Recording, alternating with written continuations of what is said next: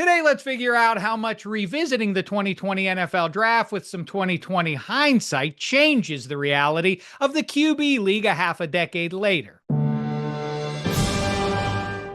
We now know in the spring of 2020, Kamish Goodell took a break from watching Tiger King and Love is Blind, put on a sensible sweater, headed down to his basement, and started announcing draft picks, starting off with the LSU hero and bleach enthusiast, Joe Burrow, heading back to his homeland in Southwest Ohio, Cincinnati. Back then, Bill Belichick was a pro football coach. Bill Belichick's girlfriend was in junior high, and Bill Belichick's dog was running the Patriots' war room, grinding tape on late-round options at fullback. Deshaun Watson was a star in Houston. Dan Le Batard was a star in Bristol, and the Commies were still going by their old stage name, Puff Daddy.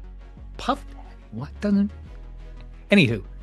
You may also recall in the first round of the 2020 draft, Tua went to Miami, Herbert went to LA, and Super Bowl 59 MVP Jalen Hurts went back to his hotel because nobody took him. But what if we shake things up by skipping over the student athletes who never became household names as pros in favor of the guys who have? Okay, let's get rolling here, starting off with the first overall pick.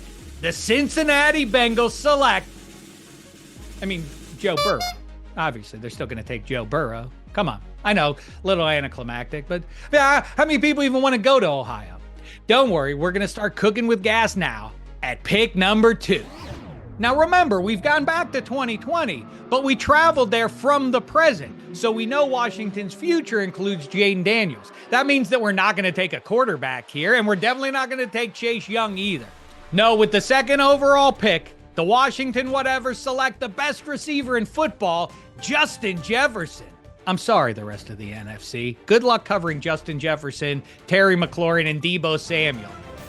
Interesting side note, LSU was good at football in 2019. Moving on to pick number 3 in the Detroit Lions, who select Oklahoma star quarterback Jalen Hurts. Ooh, this is uncomfortable because before he went to Oklahoma, if you didn't hear, Jalen Hurts was the starting quarterback at Alabama until Tua got there and replaced him. But now Jalen Hurts just got drafted and Tua is waiting to get picked. I'm sorry, Philly, but I just want to see what Hurts looks like in that offense. And who doesn't want to see whether or not Hurts can leg press Penei Sewell? Now, what does this mean for the Matthew Stafford, Jared Goff 2021 trade that delivered a Lombardi ultimately to LA? I don't know. Can we focus on one thing at a time, please? Thank you. All right, let's get back to the Eagles and see if we can make things right there. If they don't get Hurts, which it says here they didn't, they would have had to roll with Carson Wentz for all of 2020. He started 12 games in reality. Let's give them all 16. They stink either way. They wind up with the 10th pick in 2021. There are quarterbacks on the board. They wouldn't take Heisman champion Devontae Smith anymore. Maybe Micah Parsons, but more likely they go with the Ohio State star quarterback, Justin Fields. Hey, watch it, Eagles fans, or I will give you Mac Jones. That'll dry up the grease on your polls real quick. The big question now becomes, does replacing Hurts with Fields scuttle the Super Bowl 57 and 59 trips? And my answer is not necessarily, not with the strength of the team being the offensive line. So, as long as we still give the Eagles Saquon Barkley and A.J. Brown, they're going to be plenty good.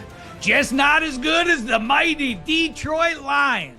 Not with Jalen Hurts throwing those electric weapons on the outside and that potent run game with the mighty offensive line. You know, that's the sort of team I suspect an Eagles fan could really appreciate if they had Jalen Hurts. But they don't. The Detroit Lions have them. Brotherly shove? Motor City rear ender. Who's going to beat him? Jordan Love's Giants? Come on. Ooh, I should also mention this. The Lions now have a Lombardi, maybe even 2, if they can follow up their Super Bowl 58 victory over Patrick Mahomes and the Kansas City Chiefs with a win over Justin Herbert's Dolphins. Either way, kneecaps for everyone. Well, unless we go back to 2021 and instead of sending Stafford to the Rams, we send him to the Eagles. Nah, Philly's got enough blessings. Sixers, Flyers, Bill Cosby.